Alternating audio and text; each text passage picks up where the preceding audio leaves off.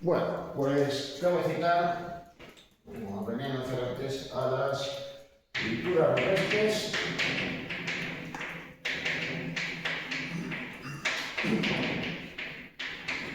del área Pirenaico Cantábrica.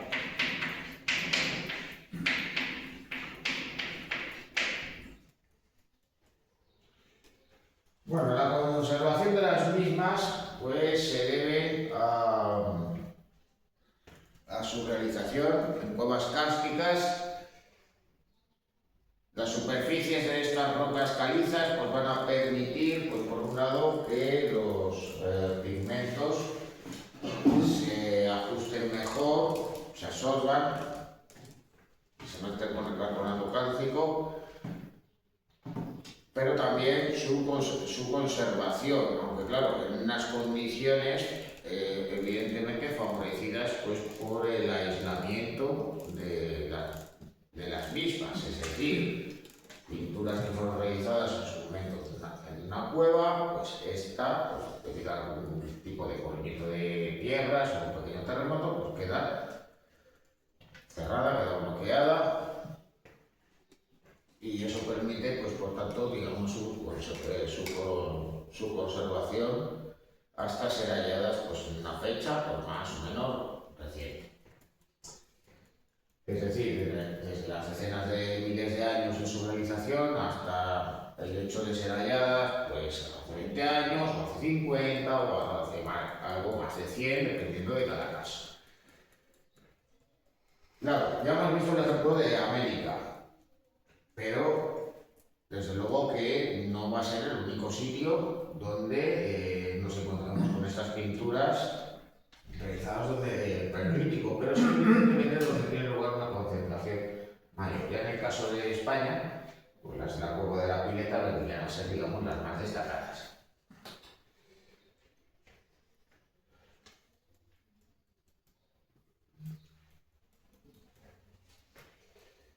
Bueno.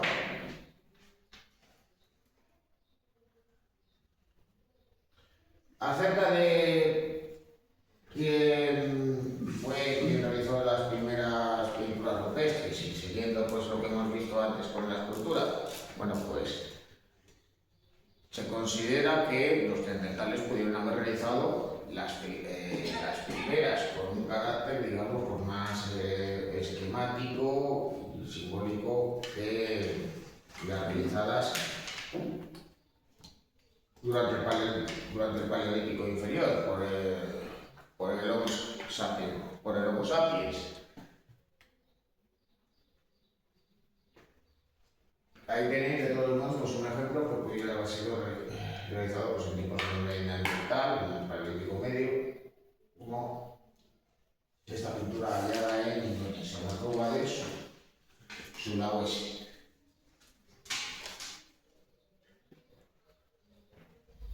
Bueno, ¿por qué se habla del hombre de Neandertal? ¿Qué ejemplos, digamos, nos podemos encontrar? ¿Qué hallazgos se han venido a realizar? Muy buenas, bienvenidos a un nuevo vídeo de la Fundación Para. Como recordaréis, porque hemos hablado de este tema más de una vez, durante mucho tiempo hubo un acalorado debate en torno a si los neandertales, nuestros primos europeos, tenían y poseían la capacidad de un comportamiento y pensamiento simbólico como sí que tenemos los humanos modernos, los Homo sapiens. Este debate, por suerte, parece haberse quedado obsoleto, ya que se han ido amontonando cantidad y cantidad de evidencias arqueológicas a favor de que los neandertales, evidentemente, tenían un comportamiento y una visión simbólica. Ahora bien, ¿es el arte una de las manifestaciones de este simbolismo neandertal? Sobre esto todavía hay debate. Y hoy vamos a hablar de esto.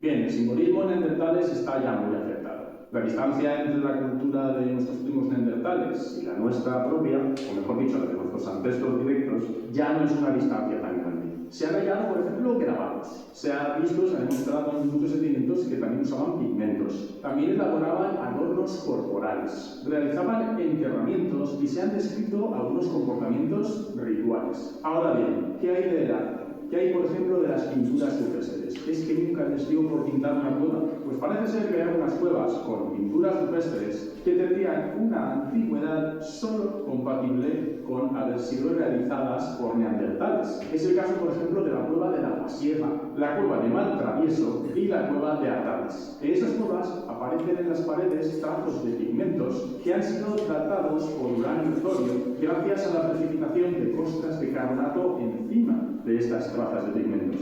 Y esto igual nos suena, es que es bastante reciente. Un artículo publicado en febrero de 2018 desató la polémica al exponer estos datos y afirmar que estábamos ante el arte rupestre más antiguo del mundo, de al menos 20.000 años antes de la llegada de los humanos modernos a Europa, lo que indudablemente sugería que estas pinturas debían tener un origen y unos productores neandertales. Sin embargo, tras esta publicación hubo mucho debate y se discutieron muchos sus datos. Se puso, por ejemplo, en duda que fueran pigmentos esparcidos intencionadamente por humanos o si podían haber aparecido sin más por procesos naturales, como por ejemplo la producción de óxidos de hierro en las superficies de la roca de la cueva, e incluso se puso en duda la propia datación, hablando del movimiento de uranio en el agua de las cuevas subterráneas. Y subyacente a todo esto, como no, la convicción de que solo los humanos modernos habíamos sido capaces de realizar arte rupestre. Claro, ahora la pelota estaba otra vez en el tejado de los investigadores que habían propuesto este hallazgo, y les tocaba mover ficha.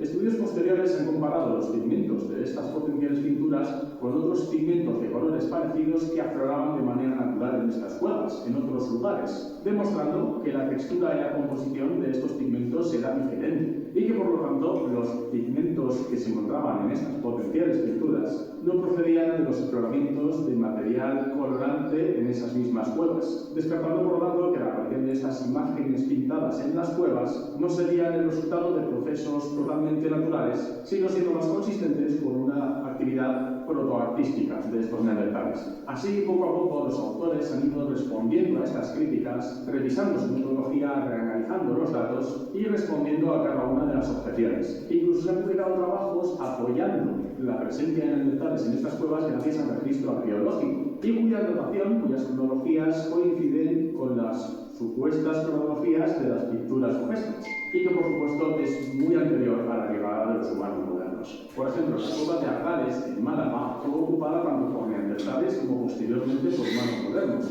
En la zona de la entrada predominan una serie de motivos rojos abstractos pintados en las paredes, trazos y signos de diferentes formas y tamaños y dos huellas de manos en pigmento negro pintadas en negativo. En cambio, en el interior de esta misma cueva abundan grabados y pinturas representando animales, como caballos, bóvidos, cabras o incluso serpientes, que son pinturas ya más típicas de los humanos modernos y que se relacionan con las culturas gravetiense, lutrense y magdaleniense, siendo por lo tanto pinturas muy diferentes y pertenecientes a humanos modernos. Y hay zonas donde los pigmentos negros se superponen a pigmentos rojos más antiguos, sugiriendo que los motivos abstractos rojos son los más antiguos que aparecen en esta cueva. Al estudio de estos símbolos rojos se les unió el estudio de una huella de una mano hallada en Maltravieso en Cáceres y una representación simbólica parecida a una escalera, que ojo, no es que lo sea, es lo que parece, encontrada en la cueva de la Pasiega en Cantabria. Lo que queda claro es que los neandertales enterraban a sus difuntos, usaban pigmentos, tallaron objetos y elaboraron adornos corporales. Así que no es descabellado pensar que estas manifestaciones de pinturas simbólicas o abstractas en las paredes pudieran ser suyas. No es extraño pensar, por lo tanto, que fueran los primeros humanos en pintar las paredes de las cuevas. ¿Qué os parece? Pues bien, si os interesan estos temas, no podéis perderos el resto de vídeos que estamos preparando en este canal. Así que, como siempre, os recuerdo, suscribiros al canal, darle al botón de la campanita para recibir notificaciones de cada vídeo nuevo que publiquemos. Recordad también seguirnos en las redes sociales de la Fundación Palar y también recordad pasaros por nuestra página web donde encontraréis las últimas noticias, toda la actualidad acerca de la paleontología humana y la arqueología. Te invitamos a que nos acompañes en este apasionante viaje por nuestra historia. Muchas gracias.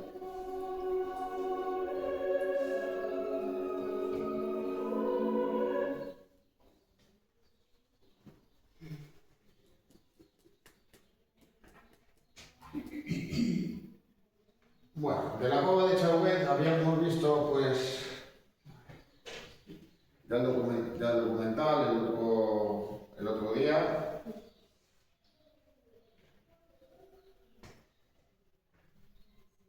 Así que no vamos, digamos que no vamos a insistir más en ello, pero de todas maneras pues si pongo ejemplo, que sí.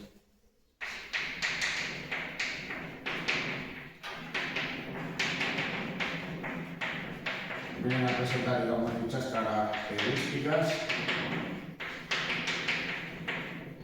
naturalistas.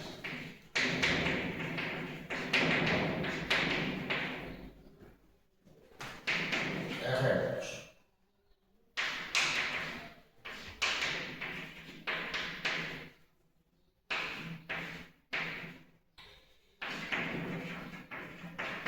Cueva de las Manos, en Argentina.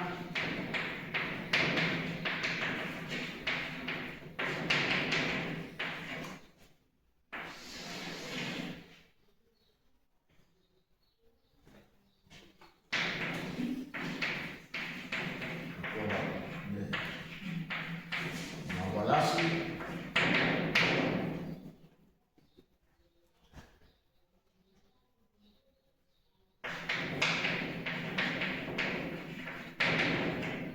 En Indonesia.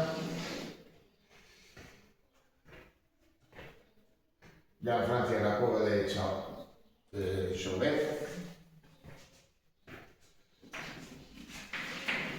La región de Borgoña.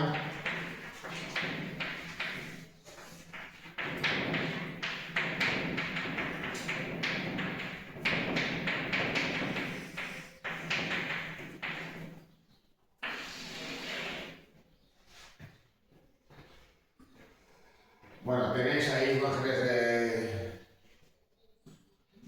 del interior de la misma, donde vienen a predominar pues, sobre todo tonos negruzcos, que se obtenían pues, naturalmente de tizones, siendo pues, especialmente conocida por la llamada cueva de los caballos, aunque también aparecen otras especies como leones, también rinocerontes, incluso cérvidos. Además pues aparecen pues multiplicadas en serie como si fuera una suerte de película de animación o de obra propia del futurismo italiano en el siglo XX, pues de manera seriada, pues cabezas, articulaciones. Tenéis aquí por el caso de estas cabezas de caballos o de estas cabezas de leones, simulando como si fuera una suerte de estampida. Aunque digamos, pues estas figuras agrupadas se combinan también con la representación de animales aislados y con una disposición, digamos, más estática, como los que veis ahí.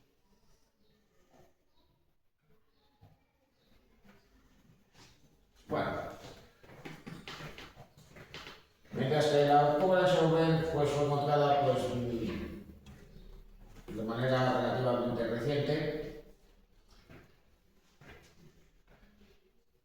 las pinturas de la cueva de Lascaux fueron halladas, creo recordar que hace ya más de 100 años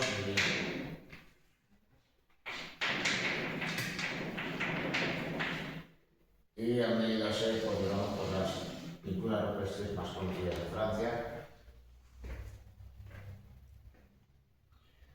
Aquí ya nos encontramos con una mayor variedad cromática y donde también se puede apreciar cómo se aprovecha la desigualdad del relieve de la cueva para darle culto a las representaciones. Bueno, veis de todos modos la planta de la cueva con las diferentes distribución de las estancias y donde nos vamos a encontrar pues, con bisontes, con caballos, creo que también con cérvidos. Aquí ya podéis observar cómo los tonos rojizos y ocres vienen a estar presentes, como en estas representaciones de bisontes o también en estas de caballos.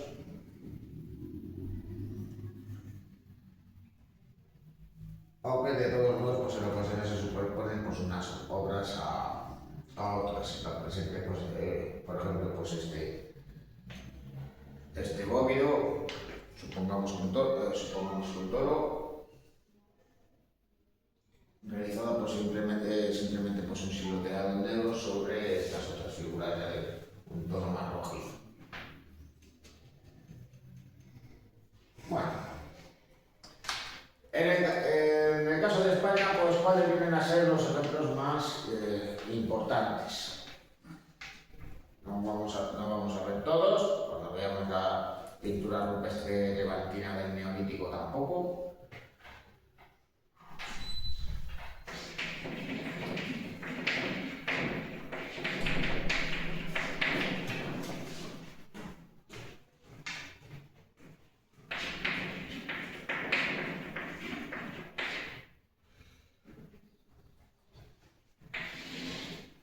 Bueno, ahí tenéis de todos modos pues, la distribución del circuito kárstico. Al fin y al cabo pues, va a haber espacios muy determinados donde se van a encontrar esas pinturas, en unas con un carácter más esquemático, en otras ocasiones más naturalista.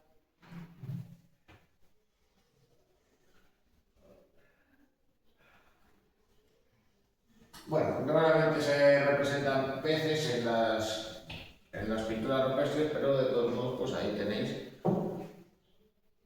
un ejemplo, arriba a la izquierda. También veis formas esquemáticas combinadas con otros naturalistas, como viene a ser, pues, también veamos concretamente el ejemplo de esta cabra. Buenas tardes.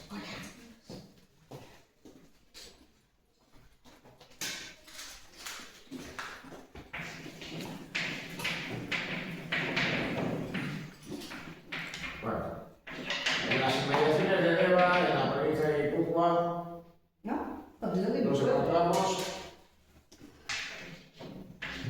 con la gruta de Caen,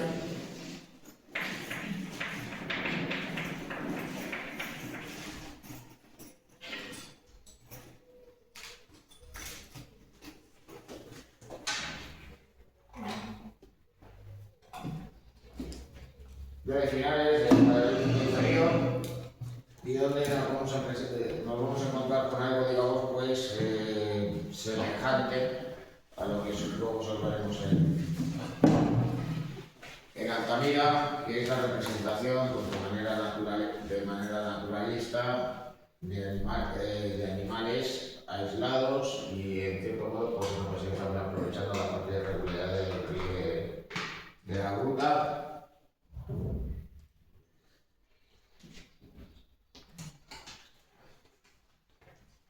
En Asturias pues también está la cueva de Tito Bustillo,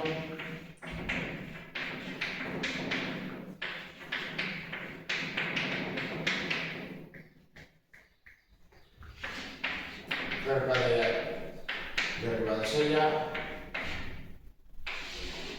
Otra vez nos vamos a encontrar con un complejo kárstico, de ahí que reconozcamos las estalagmitas y las estalactitas, pero donde se han realizado pinturas rupestres que, debido pues, a realizarse sobre este material calizo, pero también a otras circunstancias pues, que se han dado históricas, pues han permitido la conservación de estas pinturas.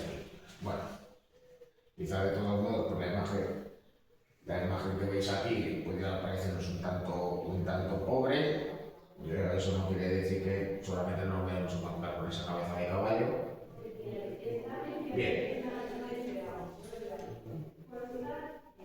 Sería ya más concretamente esta, la que estáis viendo aquí. Luego, eso sí, pues no solamente se va a utilizar el negro, sino también esos tonos rojizos y ocres en la representación, pues, sobre todo de caballos, pero también de cérvidos. Y aquí tenéis, digamos, pues estas representaciones simbólicas que nos pueden recordar a esas representaciones de vulvas que hemos visto con anterioridad en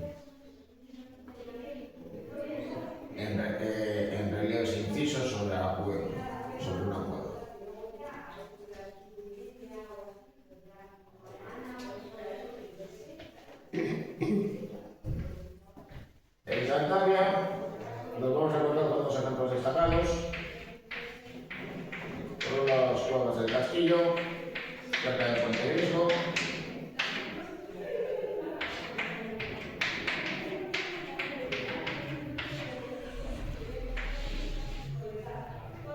Bueno, el complejo arqueológico es visitable, como estáis viendo ahí en la imagen, al mismo tiempo que prosiguen pues, las excavaciones arqueológicas y la investigación en dicho espacio. No solamente nos vamos a encontrar con pinturas rupestres, sino también con relieves e incisos, como veis en el caso de ese caballo. Hay representaciones de manos, aparte de las de animales, pero también hay pinturas pues, más bien abstractas, con contenido simbólico de difícil interpretación. Como veis en esas manchas que se están de color rojizo dispuestas sobre la pared.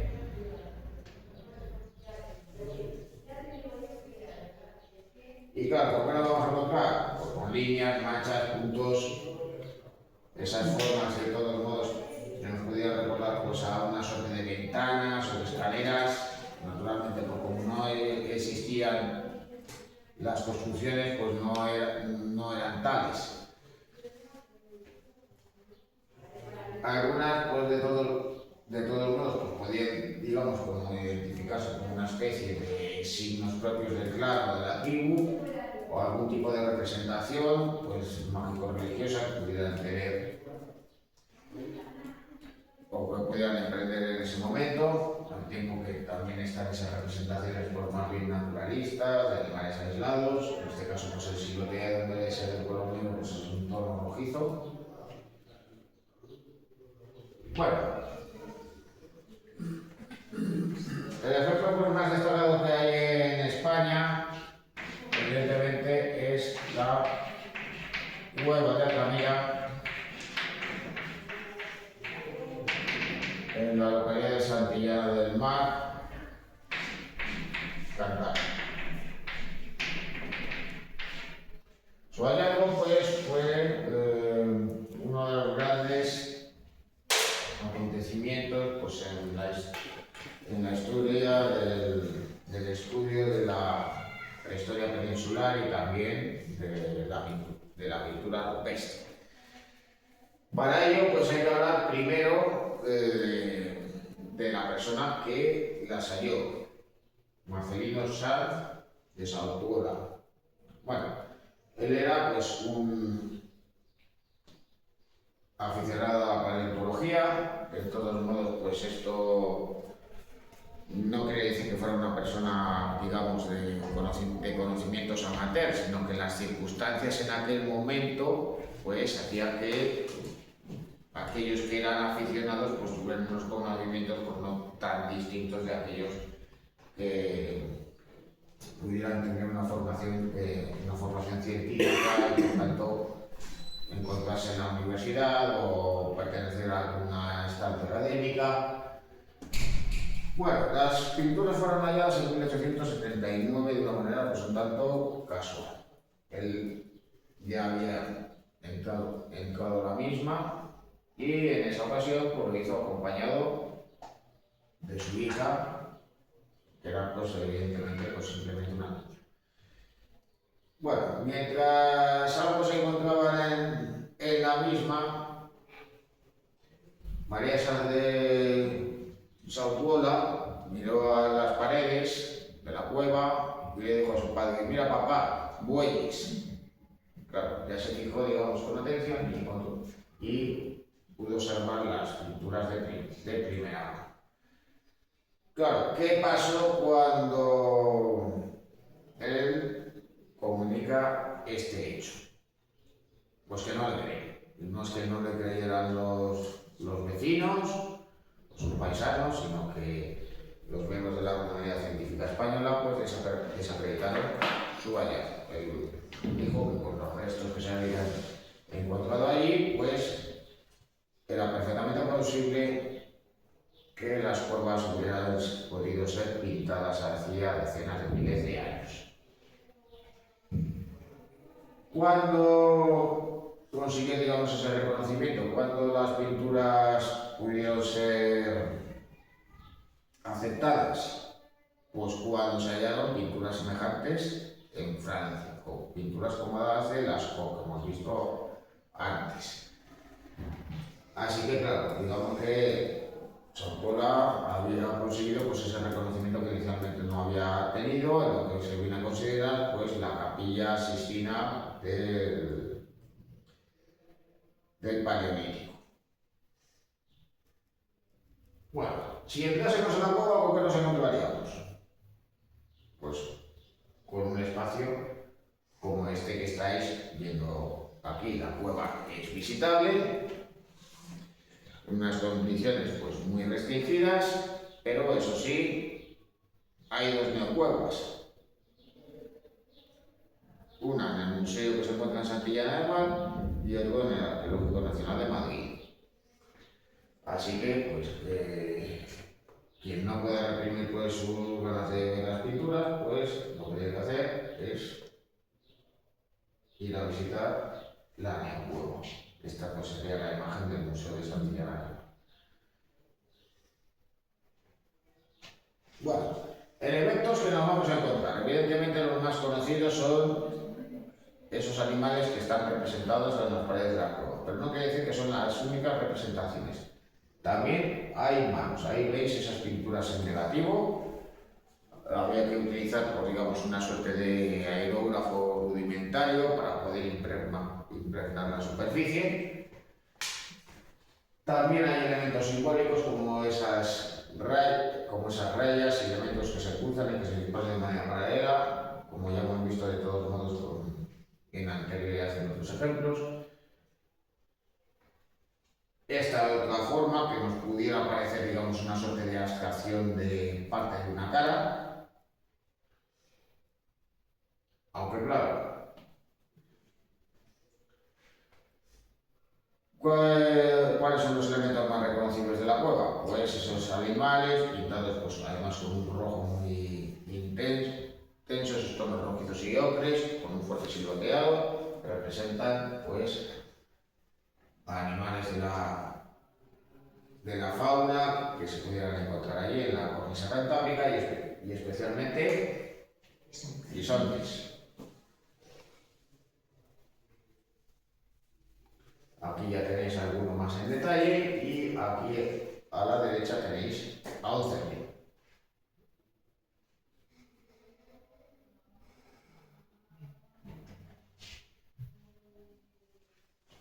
Bueno, ya más concretamente sobre dichas pinturas y también como resumen de cuáles son los yacimientos con pinturas rupestres que hay en el área del Cantábrico en España, pues vamos a ver este vídeo. También de la Fundación Palar, aunque en este caso por otro pues, bienvenido a un nuevo vídeo de la Fundación Palar. Y hoy seguimos con la serie sobre el patrimonio mundial en España y en esta ocasión os tengo preparada una auténtica maravilla de la prehistoria, la cueva de Altamira y el arte rupestre paleolítico de la cornisa cantábrica. Prepárate para un viaje alucinante a través del tiempo, donde descubrirás cómo vivían nuestros antepasados hace miles de años y cómo dejaron su huella en las paredes de estas fascinantes cuevas. ¡Vamos allá!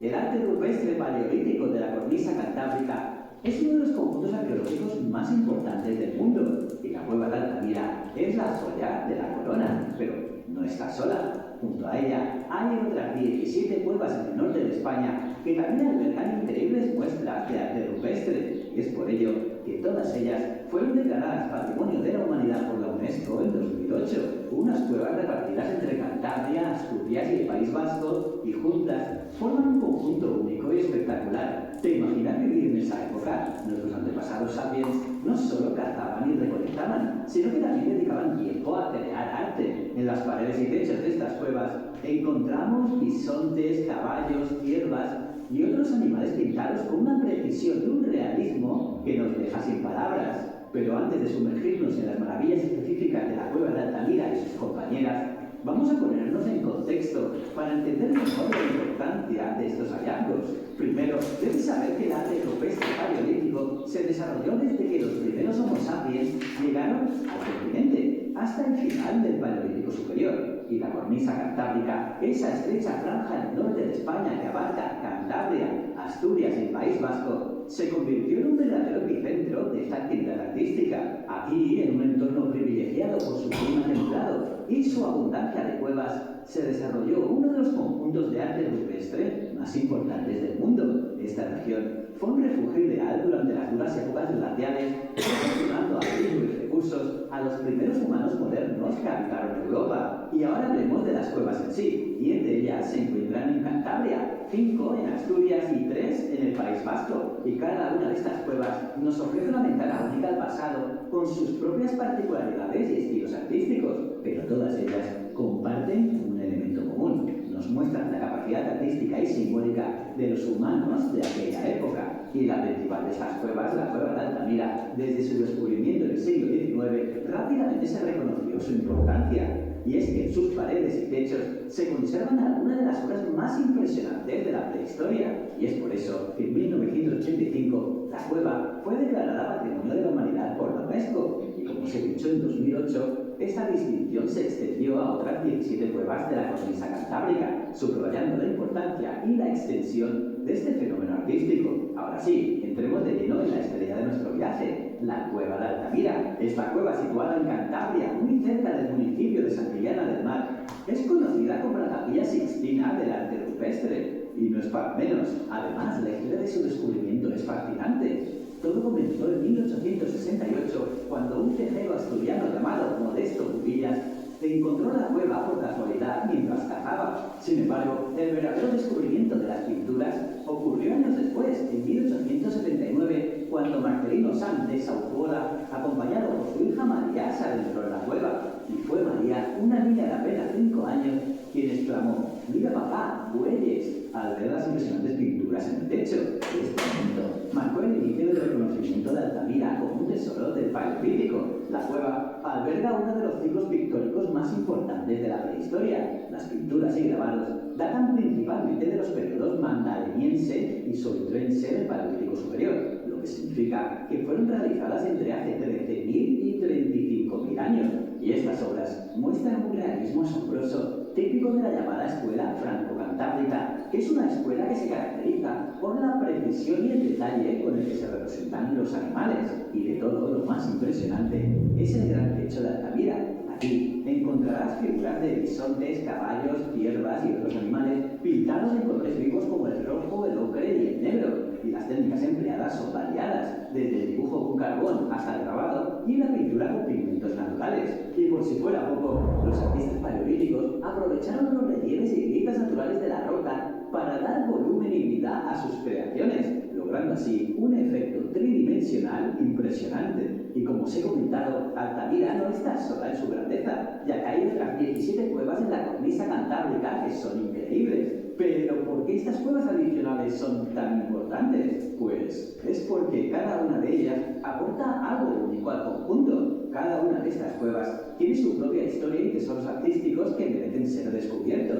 Por ejemplo, en Asturias, la cueva de la Peña de Candamo destaca por sus paneles de grabados y pinturas de bisontes, caballos y signos abstractos. También la cueva de Tito Bustillo, descubierta en 1968 en Ribadesella, es famosa por su gran pared de pinturas polícromas con figuras humanas y animales. Y la cueva de la Covaciella alberga bisontes en movimiento, representando un arte magdaleniense impresionante. O la cueva de Benín, que presenta una mezcla de grabados y pinturas de caballos, ciervos y cabras. Y la cueva del Pindal, que se destaca por sus pinturas de animales y signos abstractos. En Cantabria, la cueva de Chufí y la cueva de Hornos de la Peña nos muestran impresionantes grabados y pinturas. Las cuevas del Monte Castillo y Puente Viesgo, incluyendo el castillo, la pasiega, la chimenea y las monedas, ofrecen numerosas pinturas y grabados de varios periodos del Paleolítico superior.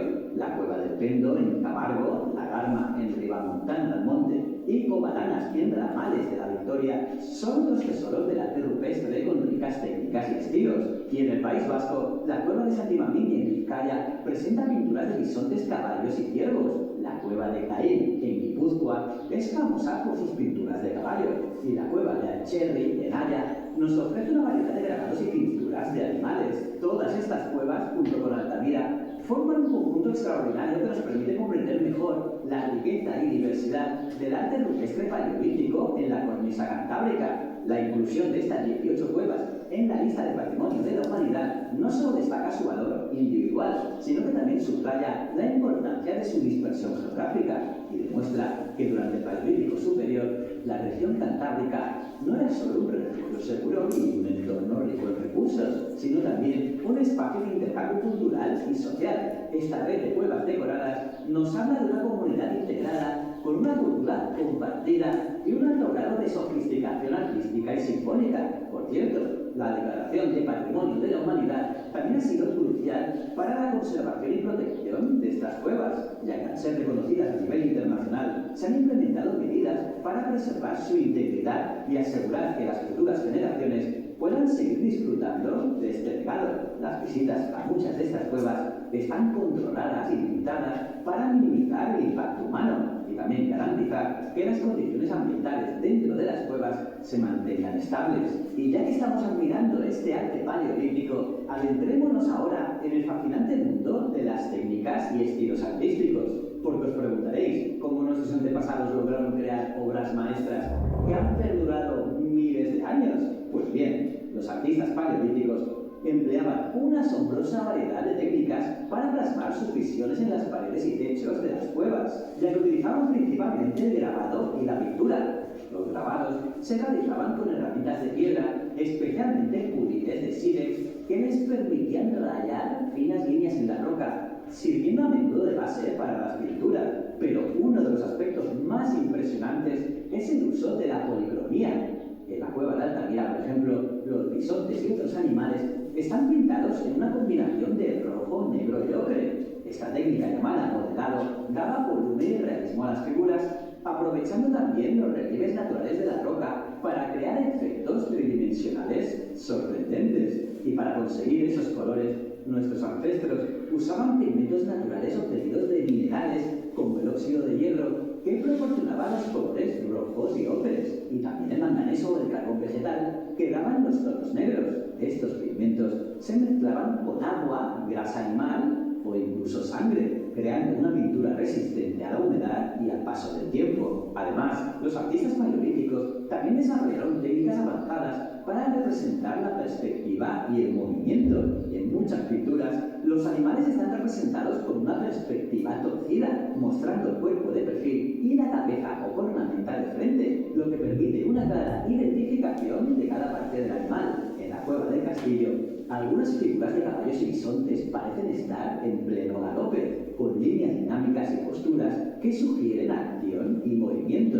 Y es que el estilo predominante en estas cuevas es el realismo. Los animales están representados con gran detalle y precisión anatómica, demostrando un profundo conocimiento de la fauna por parte de los artistas. Este realismo se aprecia en las proporciones, los detalles del pelaje, las expresiones y las posturas de los animales. Es alucinante. Y también quizás os preguntaréis, ¿cómo dibujaban en una cueva a oscuras? Pues para lograrlo necesitaban iluminación, sí, y para ello los artistas paleolíticos utilizaban lámparas de tuétano de hueso que proporcionaba una luz cálida y constante y sin humo. Estas lámparas eran esenciales para poder ver y trabajar en las profundidades de las cuevas. Qué ingeniosos, ¿verdad? Y por otro lado, en muchas cuevas las pinturas y grabados se superponen unos a otros, creando auténticos palimpsestos de arte. Esta superposición nos muestra cómo diferentes generaciones de artistas utilizaban los mismos espacios para dejar su huella. Marcelino Sánchez Aucola y otros investigadores utilizaron estas superposiciones para intentar datar y entender la evolución del arte de estas cuevas. Y además de las figuras de animales, las cuevas de la cornisa cantábrica están llenas de signos y símbolos abstractos, como manos en negativo y positivo, puntos, líneas y formas geométricas. Y aunque su significado exacto sigue siendo un misterio, se cree que podrían tener un carácter ritual o simbólico relacionado con las creencias y la vida espiritual de estos primeros artistas. Como veis, las técnicas y estilos del arte rupestre paleolítico de la cornisa cantábrica nos revelan la habilidad técnica de nuestros antepasados y también su profundo entendimiento del mundo natural. Y, cómo no, su capacidad para expresar sus ideas y emociones a través del arte. Cada línea, cada figura y cada color nos habla de una cultura rica y compleja que encontró en las paredes de las cuevas un lienzo eterno. Este arte rupestre descubierto en nuestras tierras nos ofrece una ventana al mundo simbólico y emocional de nuestros antepasados. Nos muestra su creatividad, su ingenio y también su deseo de comunicarse a través del tiempo. Y el impacto y el legado del arte rupestre paleolítico de este lugar son inmensos. Desde el reconocimiento internacional hasta la influencia del arte moderno, pasando por la educación, el turismo y la investigación. Estas pinturas nos siguen enseñando y maravillando y nos inspiran a valorar y proteger nuestro patrimonio cultural. Y así llegamos al final de nuestro fascinante viaje. Espero que hayas disfrutado de este recorrido tanto como lo he hecho yo. Gracias por acompañarme y seguiremos una próxima aventura en nuestra serie sobre el patrimonio mundial en España. Y ya sabes, si te ha gustado este vídeo, dale un buen like y si quieres seguir... Bueno, por cierto, no sé si alguien se fijó pues en los colaboradores del patronato de la Fundación Atapuerca, pues precisamente por la Fundación Palar, que es una de las personas jurídicas que figuraba precisamente entre los miembros de dicho patronato, es decir, que no solamente pues, empresas, bancos, organismos oficiales, pues bueno, vienen a formar por parte de la misma. Bueno, pues vamos a continuar con el siguiente tema, que es el neolítico.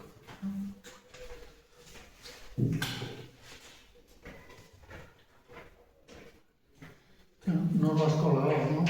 No, me queda pendiente pues parte de lo que es la arquitectura, el megalitismo, que bueno, pues digo yo que ya lo tendré completado para la siguiente clase. Bueno, lo tenéis enunciado como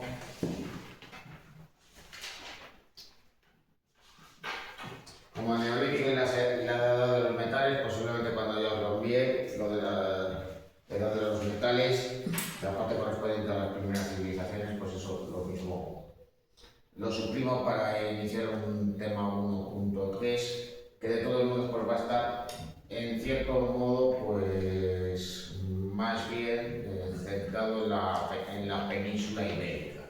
Esas culturas que se vinieron a desarrollar pues, en el tercer milenio, segundo milenio antes de Cristo, como la cultura del Argar, y que darían paso a los denominados como pueblos prerromanos. Pero bueno, ya de todos modos,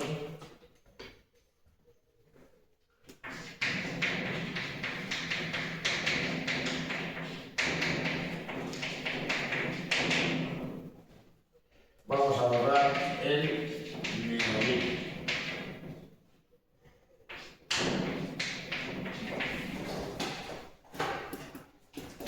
Ahí tenéis, por de todos modos, pues una imagen que pudiera corresponder a un pequeño poblado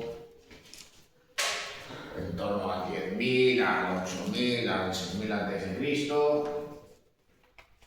con una población en la cual pues ya veis que están practicando la agricultura, la ganadería, también están llevando a cabo tareas artesanales, almacenan alimentos, tienen viviendas e incluso pues tienen un cementerio, un lugar de enterramiento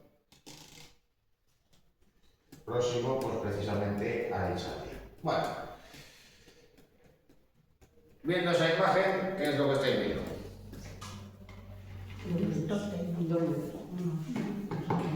Menires. Un alineamiento de menires. Porque, claro, en construcciones, pues a la hora de levantar edificaciones, pues se podían utilizar diferentes materiales, pues que estaban, digamos, más a mano en la naturaleza, como podía ser la piedra, como podía ser el barro, como podía ser la madera, pero curiosamente va a haber un tipo de construcciones especialmente llamativas que se consideraba que habían sido realizadas por gigantes, que esto al fin y al cabo no viene a ser más que una leyenda, una idea popular. Al fin y al cabo, pues las personas que vivían en aquella época en Europa pues, fueron los constructores. El menhir es el tipo de edificación más simple que hay en cuanto a las construcciones megalíticas del Neolítico y viene a ser pues, un gran bloque de piedra, puede pasar varias toneladas, que se erige verticalmente. ¿Eso sirve como vivienda? No. ¿Tenía otro uso? Sí. ¿Cuál podría ser? Pues para una finalidad mágico-religiosa, en función de los rituales que se llevaran a cabo en aquel momento. Tenemos de todos modos pues una idea un tanto inexacta de lo que son los menhires. Cuando estamos pensando en menhires, aparte de estar pensando en los cómics de Asterix y Obelix, pues estamos pensando en un elemento aislado o que aparece alineado, como veis ahí. Y sin embargo, pues en ocasiones van a estar decorados con grabados, como si fuera una suerte de estela o de biliario. Bueno, de todas maneras, y aunque los menhires y esos alineamientos denominados como cromlechs vienen a ser un tipo de edificaciones reconocibles que forman parte del llamado megalitismo, pues no van a ser las únicas muestras que nos han llegado de aquel entonces. Y de todas maneras, para llegar a ese paso, pues antes había que haber dado otros con anterioridad.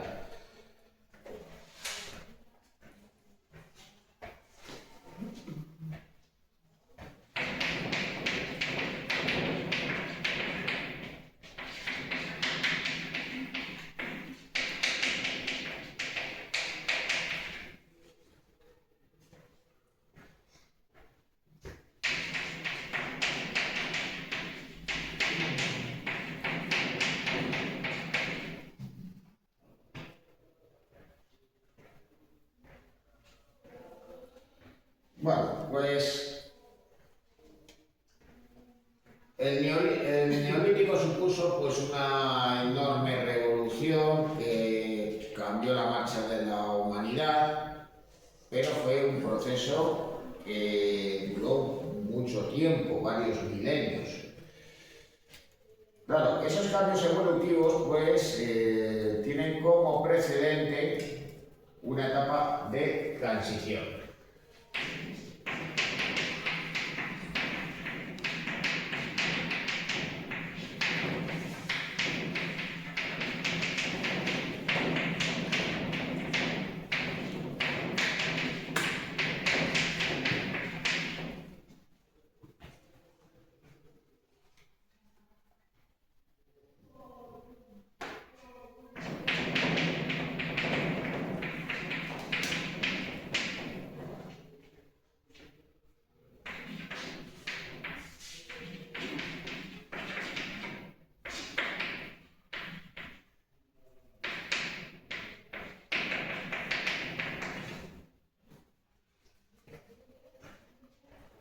A ese periodo de transición se le denomina como Mesolítico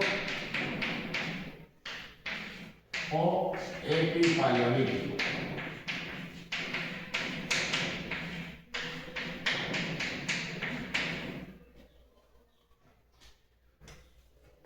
Y vino a darse entre el 20.000 y el 10.000 antes de Cristo en el creciente fértil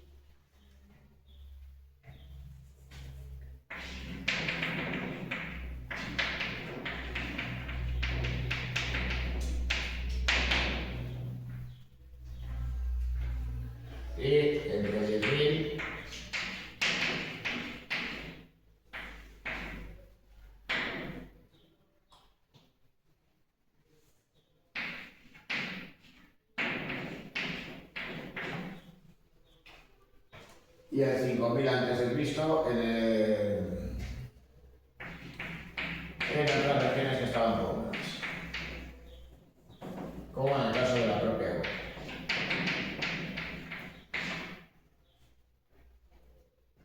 ¿Eso qué quiere decir? Pues que cuando aparecieron los primeros núcleos urbanos donde había una población que practicaba la agricultura, que practicaba la ganadería, que practicaba determinadas actividades artesanales e incluso comerciaba, pues en lugares de Europa como la península ibérica, pues aún se cazaba y se recolectaban alimentos. Y la población era nómada, pero no era nómada como lo había sido en otras épocas anteriores.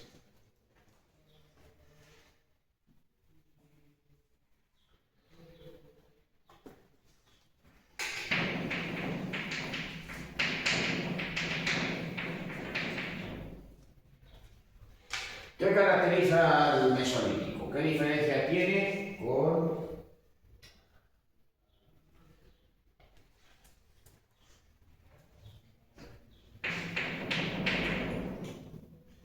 ¿Qué diferencias tiene? Pues con los años anteriores del Paleolítico inferior.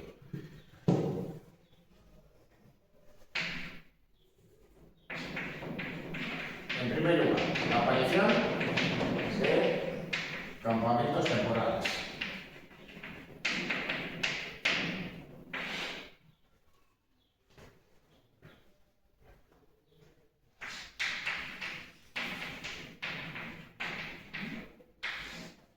El ser humano ya no vivía la intemperie ni se refugiaba pues en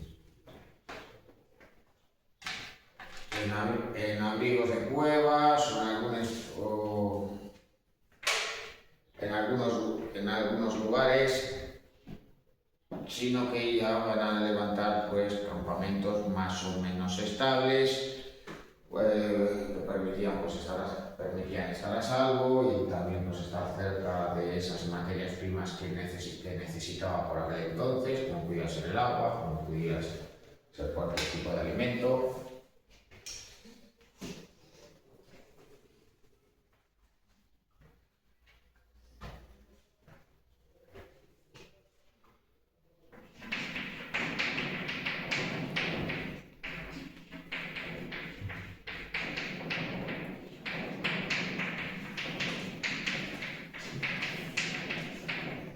Esos habitantes de esos campamentos eran tribus de cazadores-recolectores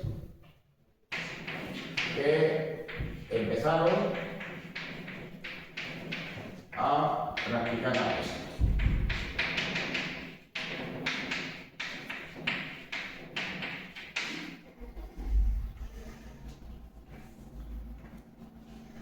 Porque de hecho pues eran capaces de fabricar piezas como esta,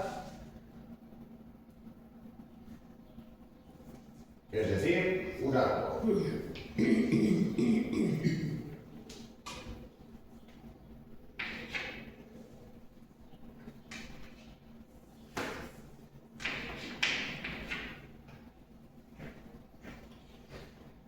Y luego además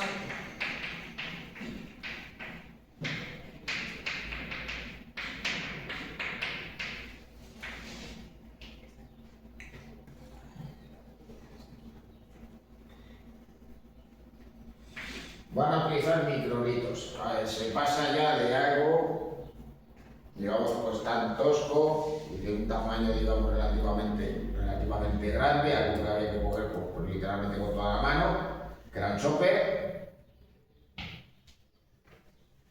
Una herramienta pues, que se utilizaba, pues, digamos que para casi todo, lo que se podía utilizar por aquel entonces como herramienta. Es decir, para cortar, para golpear, para excavar, etcétera, etcétera, a objetos que llegan a tener un tamaño muy reducido y con un uso, digamos, muy determinado.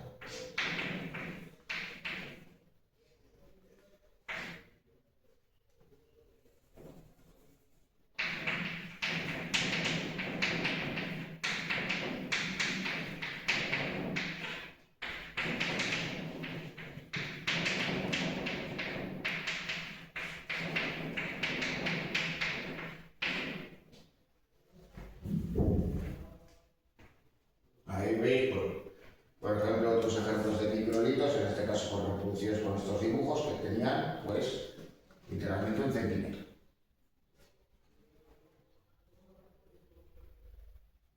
Bueno, luego ya en la fotografía anterior, pues veis esa reconstrucción de un campamento temporal, en una zona de marisma, pues veis pues, esa tienda, pues, levantada también pues, con cañizos, como la que está presente en ese Iris National Rectal Park, en la localidad de Westport, en Irlanda.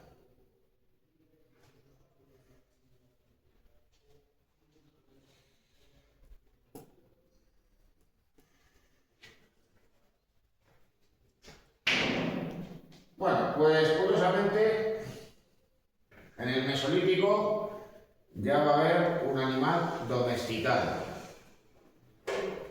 el perro. El perro, pues, podía llevar a cabo, pues, tareas de qué tipo. Pues ayuda en la caza, ¿no? Podía ayudar en la caza, pero además, pues, era comensal. Podía acompañar a las personas y servir, pues, sobre todo de vigilante. Es decir, pues podía alertar sobre la presencia de algún intruso, de algún animal peligroso para la tribu o por el contrario, encontrar el rastro de algún tipo de animal que se pudiera cazar. Claro, el hecho de que fuera comensal lo diferenciaba de otras especies que serían domesticadas más adelante, porque, claro, los perros se utilizan para obtener carne. A lo mejor podía servir para ello, pero evidentemente, tradicionalmente no ha sido así, porque los perros, a diferencia de otras especies de las cuales se ha obtenido la leche, se ha obtenido carne, se han obtenido pues, se han obtenido fibras como la lana, pero también han llegado a ser utilizados como animales de carga y empleados como elementos de transporte. Pues en el caso de los perros, pues pocas veces podían tener, digamos, esa utilidad.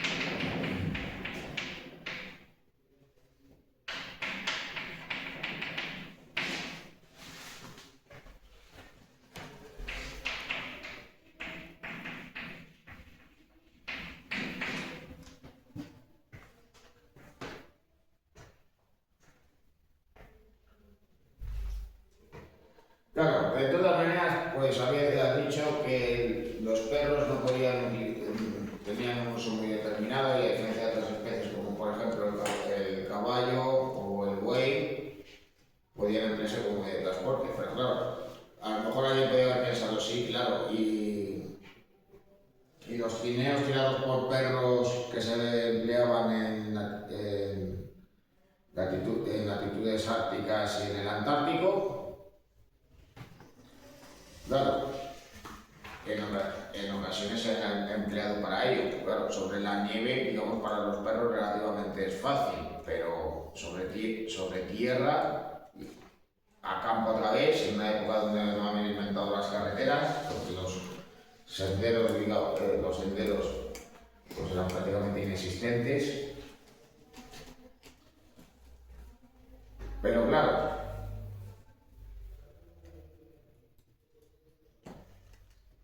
podía haber trineos tirados por perros, pero lo más habitual que era que los trineos fueran tirados por personas.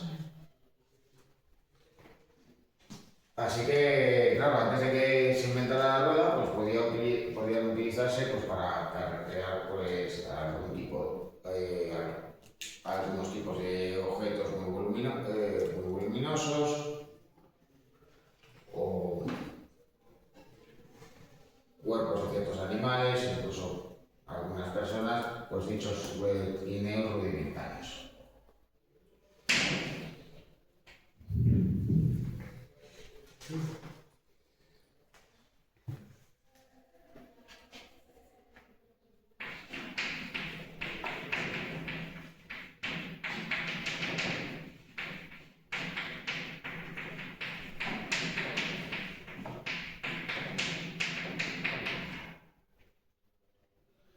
Al mismo tiempo, va a aparecer la estratificación social.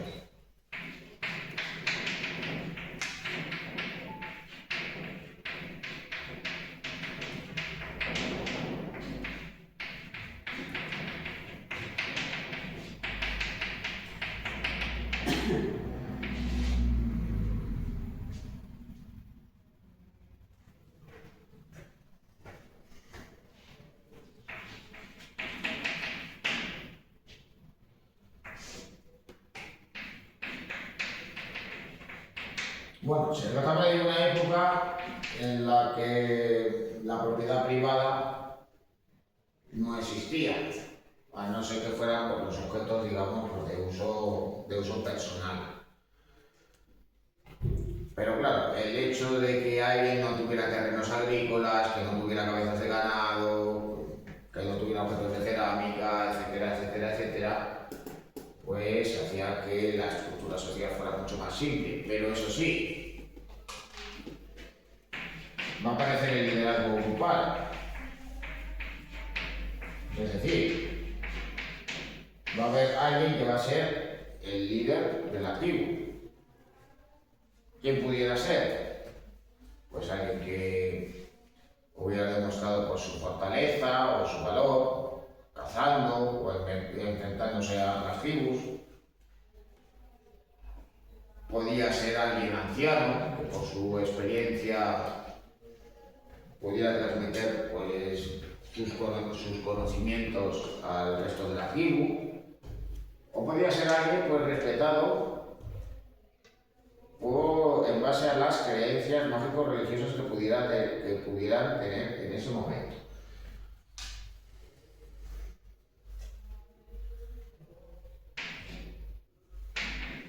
Es decir, alguien que fuese un hechicero.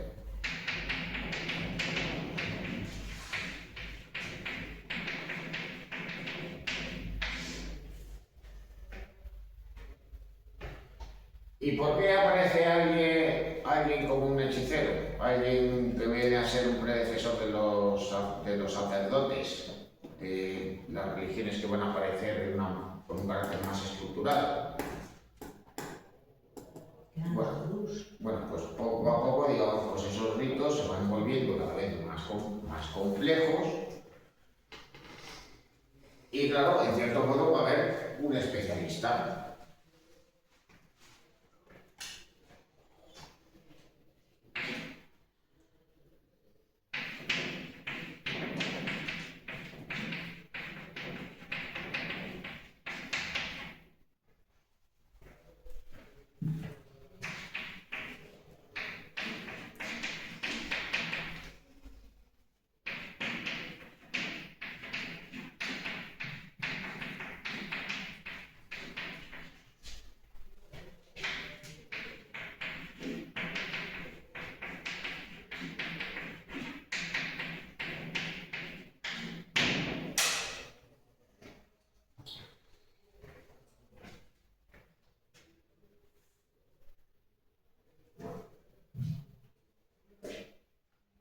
Bueno, ya más concretamente, pues acerca del Mesolítico vamos a ver este otro vídeo, aunque bueno, son manifestaciones más tardías en esos relieves con talla bisel, incluso pues en esta tabla, pues podéis ver que de todos modos en estar decorado con relieves, pues podemos pensar perfectamente que esos menires también podrían tener una decoración de dicha naturaleza, una decoración escultórica. Bienvenidas y bienvenidos a esta serie de vídeos en los que estamos haciendo un repaso por nuestra prehistoria.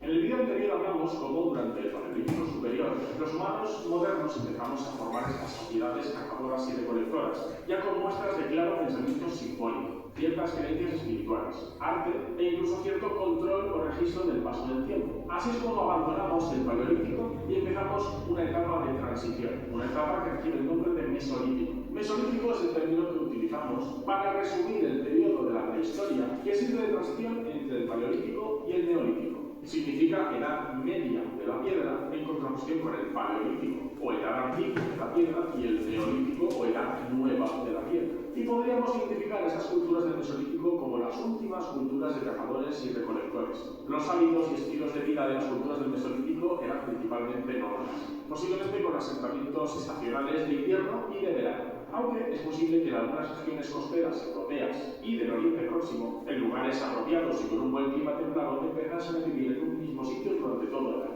Una de las razones para este posible cambio de vida al sedentarismo podría deberse en parte a un cambio en la alimentación, que iría de la mano de los cambios climáticos y por lo tanto también de recursos tras la última glaciación y al haber entrado en este periodo interglacial. Pero es posible que nuestras propias creencias también fueran la causa.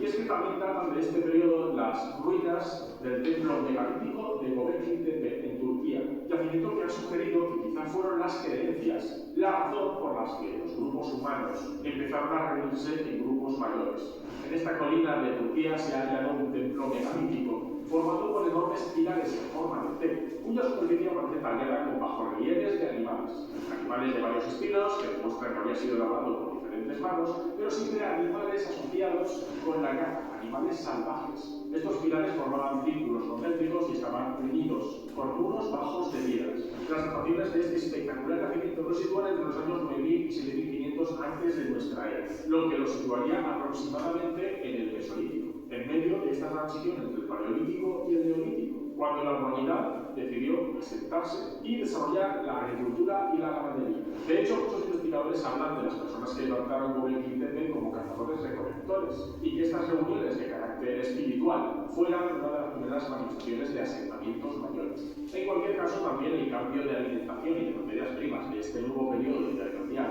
llevó todavía a una mayor diversificación, especialización y cantidad de utensilios líticos. Y también en este momento cambia el arte, apareciendo también representaciones un poquito más abstractas. Y las Venus paleolíticas dan paso a nuevos ídolos esculpidos en huesos y astas. Existen muchas teorías para explicar el origen del sedentarismo y con él el desarrollo de la agricultura y la ganadería, que por supuesto debe ser un proceso gradual que ocurrió a lo largo de este Mesolítico y que terminaría con la propia neolitización. Según el arqueólogo Gordon Chang, padre del difusionismo, esta neolitización, este proceso lento de neolitización, había ocurrido en el Oriente Próximo y desde allí como foco se había transmitido al resto del mundo antiguo, gracias al contacto entre las poblaciones prehistóricas. Según su hipótesis que llamaba del oasis, con el retroceso de los casquetes polares tras la última glaciación, que empezó un periodo más árido de los que se habían vivido últimamente, en el próximo Oriente las condiciones, al volverse más áridas, harían que tanto humanos como animales se refugiaran alrededor de los oasis, en los que empezaría cierta convivencia entre los humanos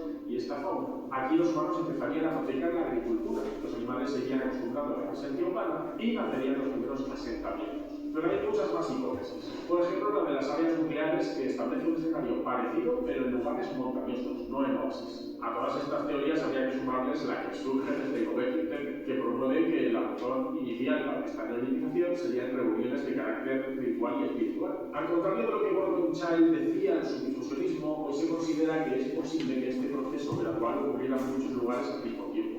En otros lugares se transmitiría por el contacto entre poblaciones. Lo que está claro es que la humanidad nunca volvió a ser la misma. Y en el próximo vídeo hablaremos de las sociedades neolíticas y sus características. Para no perderoslo, ya sabéis, suscribiros, darle al botón de la campanita para recibir todas las notificaciones y recordad seguirnos en nuestras redes sociales de la Fundación PAL. Os animamos también a que os paséis por nuestra página web donde encontraréis las últimas noticias, tanto de arqueología como de paleontología humana. Os invitamos a que nos acompañéis en este apasionante viaje por nuestro pasado. Muchas gracias.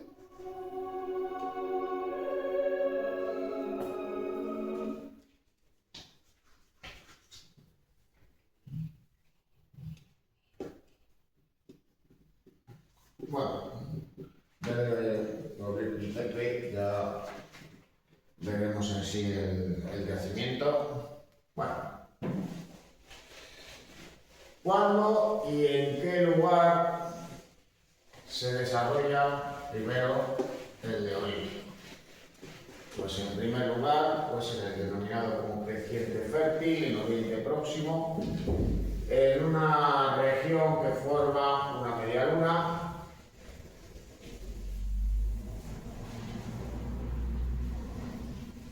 y que incluye el Valle del Nilo valles del Tigris y del Éufrates.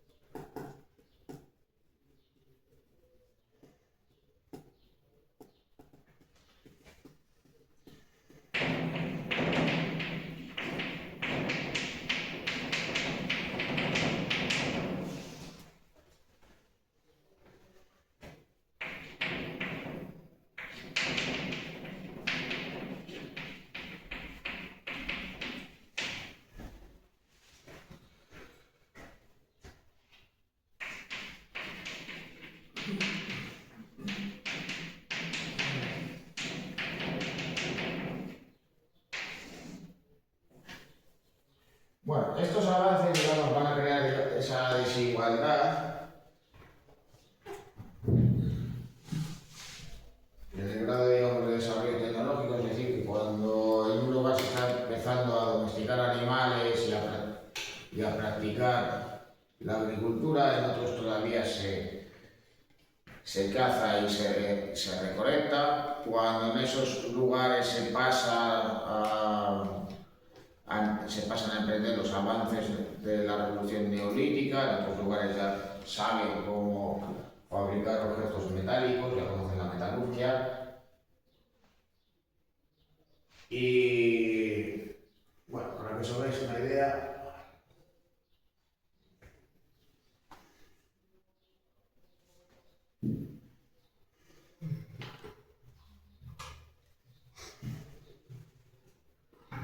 bueno, sé que las comparaciones siempre son odiosas, pero bueno.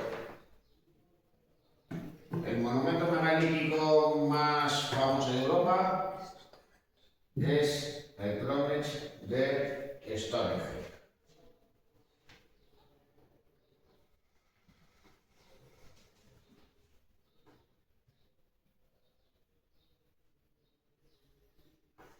¿Cuándo se construyó? Bueno, aunque fue edificado pues, en diferentes fases, pues este se erigió en el tercer milenio antes de Cristo.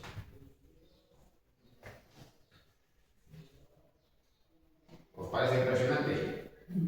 Bueno, pues en ese tercer milenio antes de Cristo, pues se levantó esto.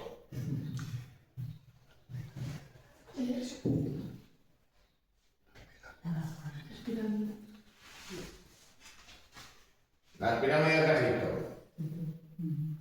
Durante siglos, pues las construcciones más altas levantadas por el hombre y las más. Luego, además, pues la única de las 7 maravillas del mundo antiguo que sigue en pie. Es decir, que si en Gran Bretaña por aquel entonces, con los conocimientos constructivos que había en ese momento, había podido levantar una construcción megalítica con grandes bloques de piedra levantados verticalmente y donde habían dispuesto, pues a modo de dintel, unos bloques por encima de otros. Pues en Egipto pues habían levantado pues la construcción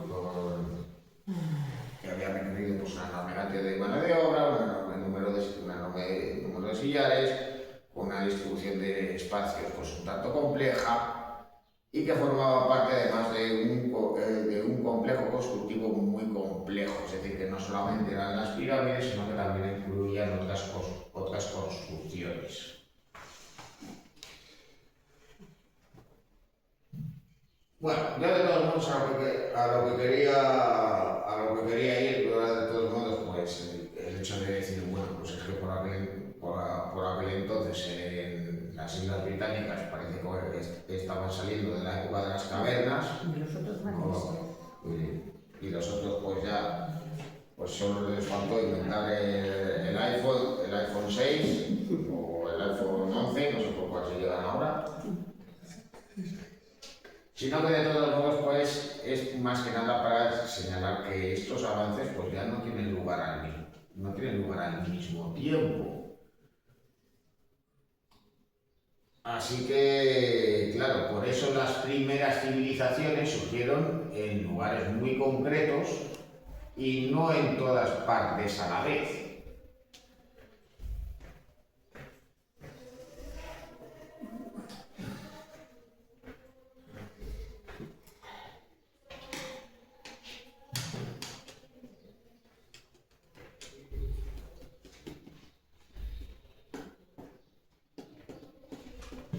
Bueno, hay que señalar que se dieron una serie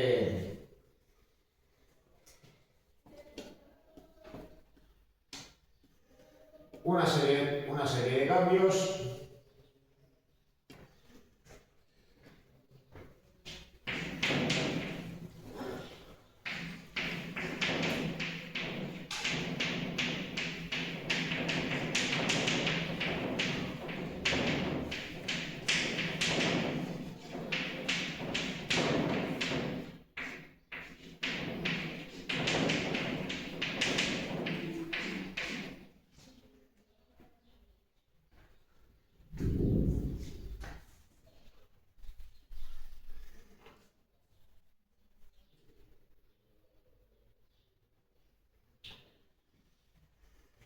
Bueno, ¿de qué hallazgos estaríamos hablando? Luego ya pues, hay un enlace sobre el neolítico en la península ibérica, que ya veremos en la clase del próximo día.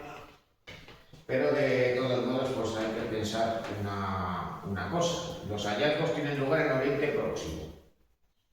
Y la transmisión de esos conocimientos pues tiene lugar desde el este hacia el oeste. Y por eso los yacimientos neolíticos más antiguos se localizan en el litoral mediterráneo. Claro, esos avances pues, van a pasar de la costa hacia el interior. Y de hecho, hay algo que vais a ver luego más adelante. La cerámica cardial. En la cerámica cardial se decoraba la superficie con una serie de incisiones para la cual había que utilizar un objeto muy concreto. ¿Qué era? Pues una concha. La concha de un berberecho servía perfectamente pues, para poder llevar a cabo esa decoración sobre esos objetos de cerámica.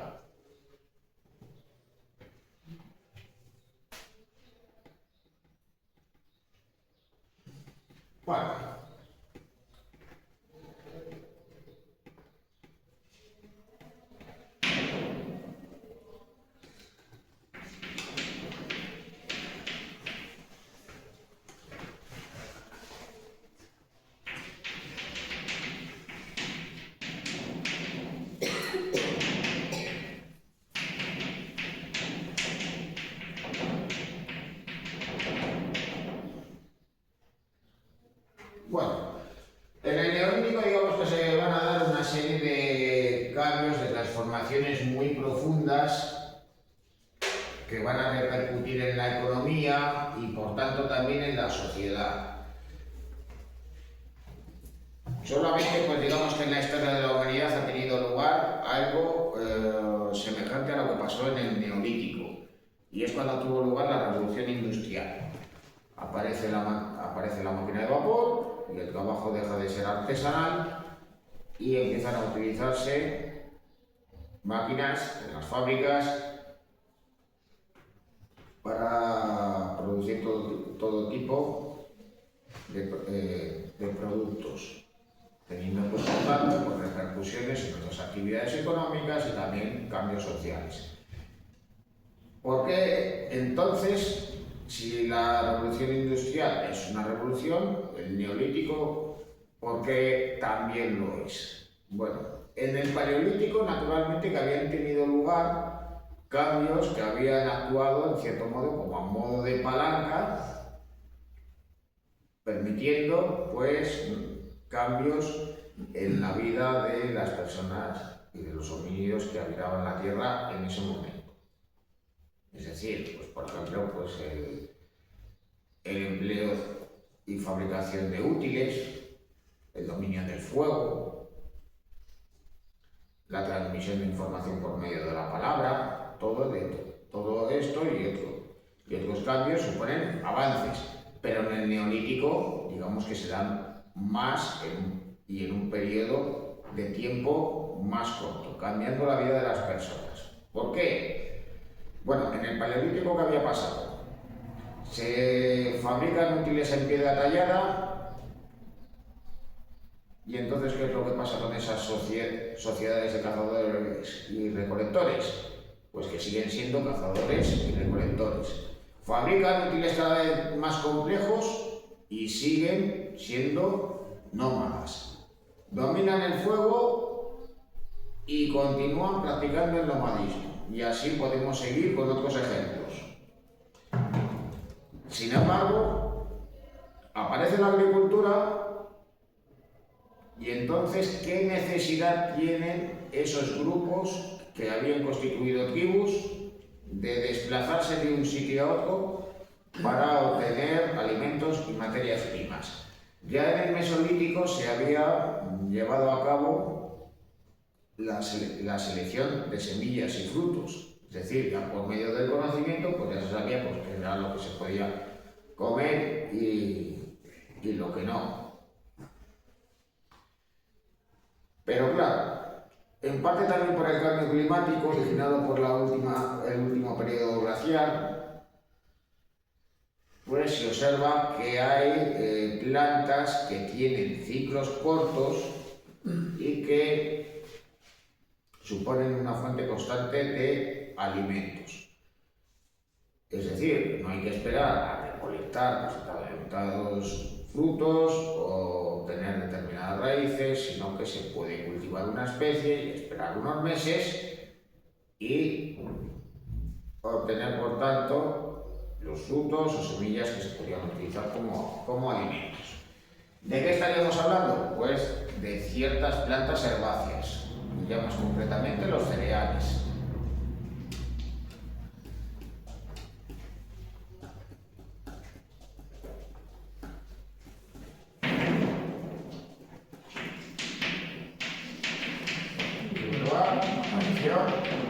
De la agricultura.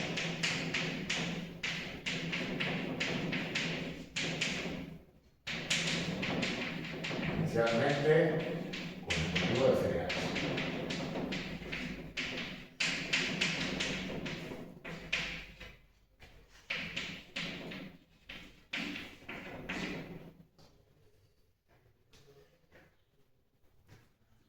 Bueno, el deshielo, tras la última glaciación, va haciendo que el clima sea más cálido y más árido, y entonces, pues, en lugares como este y como este otro, cerca del río Tigris, cerca del río Éufrates, cerca del río Nilo, pues, al haber terrenos llanos y de suelo arcilloso, pues se podían llevar a cabo dichas prácticas y obtener pues, razonables. Ojo, que también había que tener en cuenta una cosa, y es que se practicaba la agricultura de secano, no existían los sistemas de regadío, es más, ni siquiera se levantaban diques para tratar de contener o reconducir el agua de los ríos.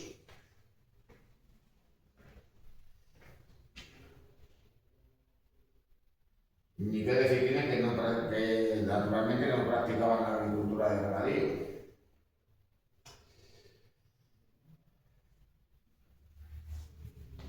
Bueno, aún así, pues evidentemente en aquellas zonas donde todavía había hielos perpetuos, donde había glaciares, pues no se podía cultivar nada. Así, pues en las zonas de alta montaña, como los Pirineos, como los Alpes, como los Cárpatos, y también pues en las zonas más septentrionales del continente europeo, pues este tipo de prácticas pues eran literalmente imposibles. Y tendría que pasar pues mucho tiempo hasta que se pudieran llevar a cabo pues dichas tareas agrícolas. Bueno,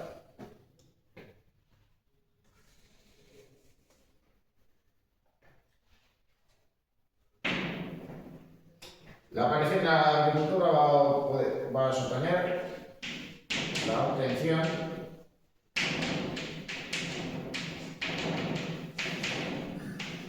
de frutos y semillas. Claro, inicialmente lo que se cultiva son cereales, con el paso del tiempo se van a poder cultivar otras especies. Una de las ventajas que tenía el cultivo del cereal es que al ser de ciclo corto, pues se podía cultivar en una zona Varias veces. se podía hacer varias veces, pero por mejorar los rendimientos agrícolas, pues se podía cultivar en otra zona. Es decir, que se podía practicar una suerte de seminomadismo con el fin, digamos, de aprovechar pues, aquellos terrenos que no habían sido explotados sucesivamente. Pero claro, según se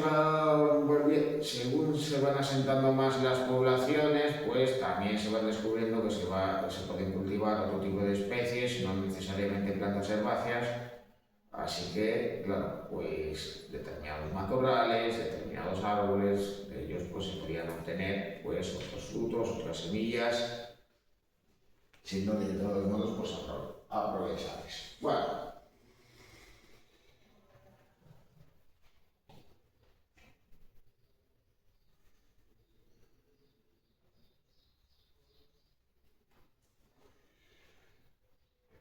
Bueno, el cambio climático también va a suponer una cosa. Naturalmente que la acción del ser humano explica la desaparición de ciertas especies, pero claro, si el clima era más cálido y más árido, especies que estaban acostumbrados pues, a esas condiciones tan adversas, mamíferos de gran tamaño que habitaban esos lugares, pues van a ir desapareciendo o trasladándose a latitudes cada vez más al norte.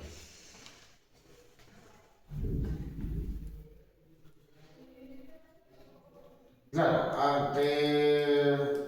ante este hecho pues van a aparecer nuevas formas de caza y va a desarrollarse la pesca.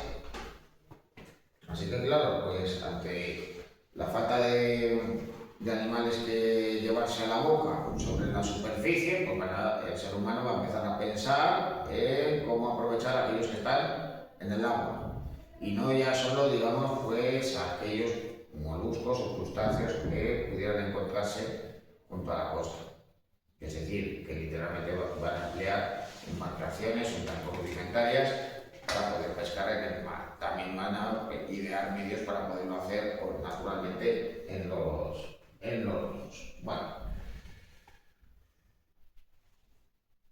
Bueno, ahí ya podéis reconocer de todos modos pues una escena de caza que está presente en la cueva de los caballos de Valltorta, en la provincia de Lleida.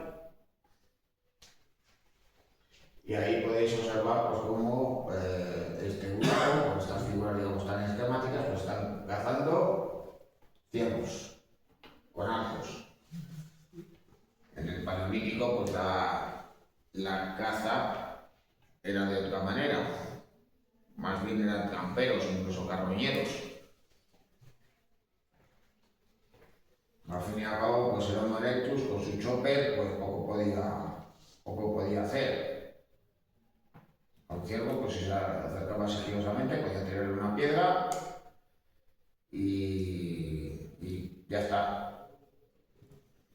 A mucho, pues salir corriendo para ver si el animal podía caer en una trampa. Porque vamos, si esperaba que le iba a matarle de una pedrada, pues lo lleva claro. No os digo ya en el caso de un mamut o de un mastodonte. Ponían trampas, ¿no? Ponían trampas, acababa por formar rinconar a los animales hasta llegar a un punto en el cual pues no tuvieran escapatoria y cayeran a las mismas. A un lugar, pues, en un pozo o un foso, incluso una cueva. Bien,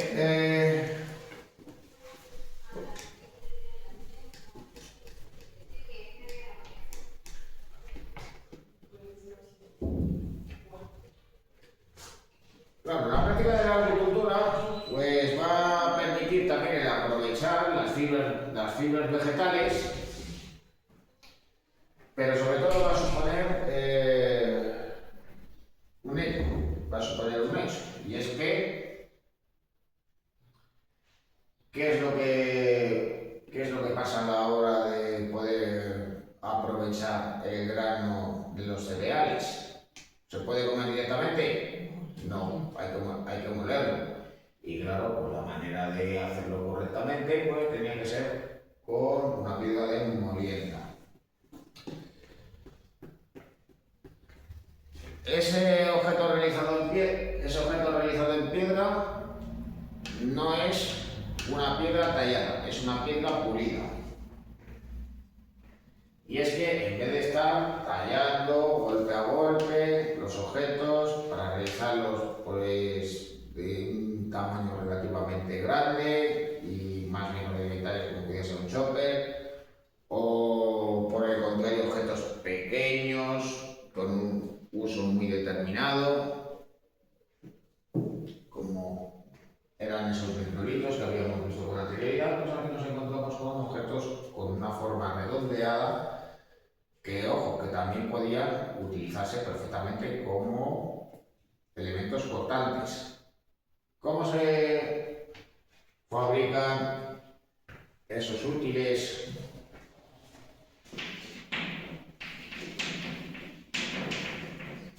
En piedra pulida.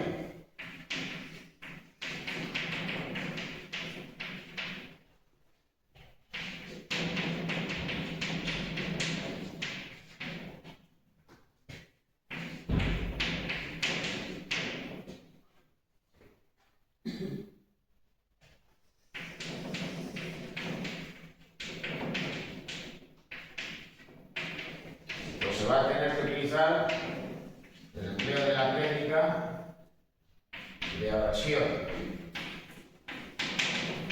Y para ello pues era necesario el uso de arena o de piedras silíceas como pudiera ser el granito o la arenisca.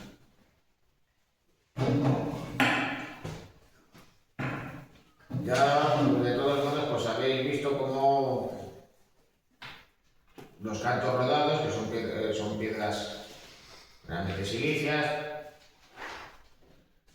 pues son piedras duras que podían utilizarse pues, por parte de los homínidos del Paleolítico para fabricar útiles en piedra tallada. En cambio, con el granito esto era mucho más complicado. El grano es más grueso, es una piedra que digamos pues, se desmorona, se descompone, pero para fabricar objetos en piedra pulida, pues digamos que es más apropiado su uso. Bueno, vamos a ver por tanto cómo se realiza un hacha de piedra pulida.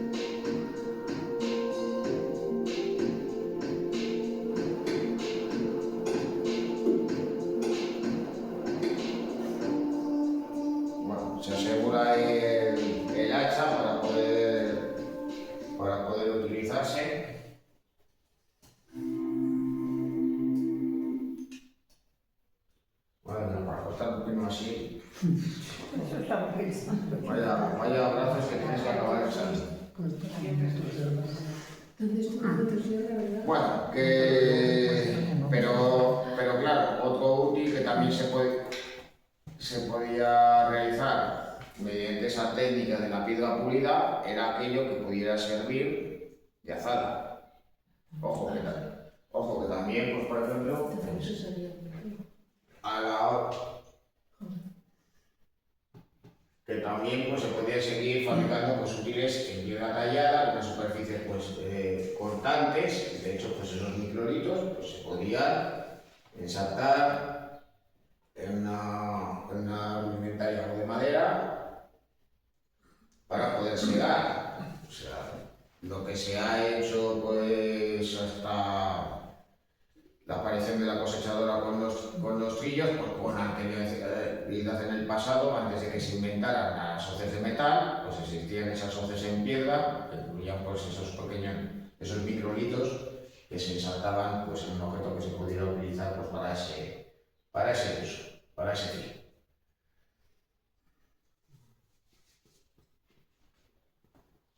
Bueno.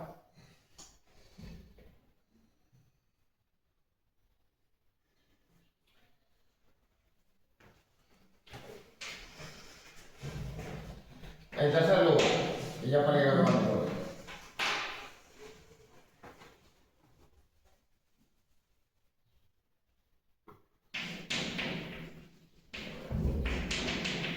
Va a surgir la domesticación de animales,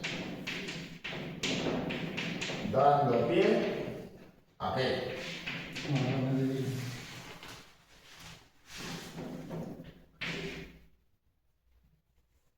Pues al surgimiento de la ganadería.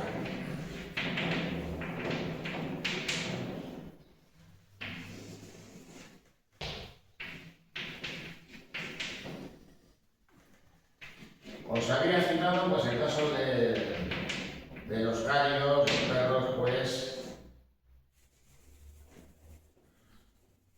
durante el Mesolítico pues, ya habían sido domesticados, pero se trataba de comensales. Comensal también es el gato.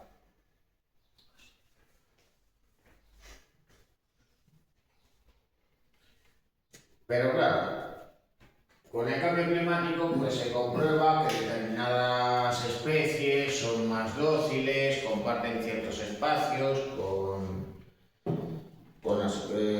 los grupos humanos y por tanto pues, se ve que si se acostumbran a la presencia humana, pues entonces se pueden criar en cautividad y poder aprovechar su carne y aprovechar cualquier otro tipo de materia prima e incluso utilizarlo con fuerza de trabajo. Aquellos, digamos, más dóciles se domestican primero,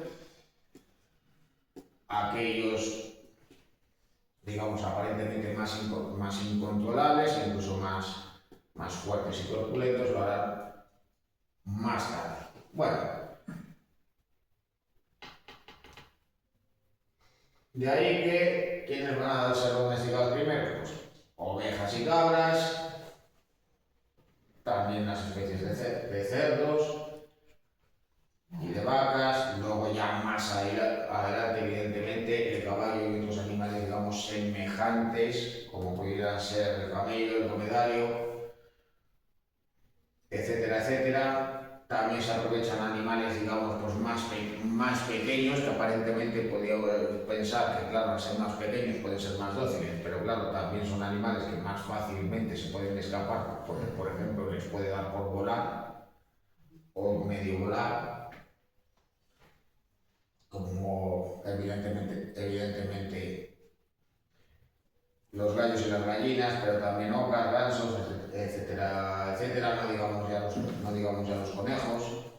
Y bueno, tenéis aquí a las abejas, porque claro, es lo que se descubre, que de las abejas se puede aprovechar la miel, y se piensa ya, pues digamos, cómo poder aprovechar la melaza por un lado, pero también la cera por otro. Bueno, así que, claro, tenemos la agricultura, tenemos la ganadería, una fuente, digamos, constante y estable de alimentos y de materias primas, ¿qué necesidad había de ir desplazándose de un sitio a otro, montando campamentos?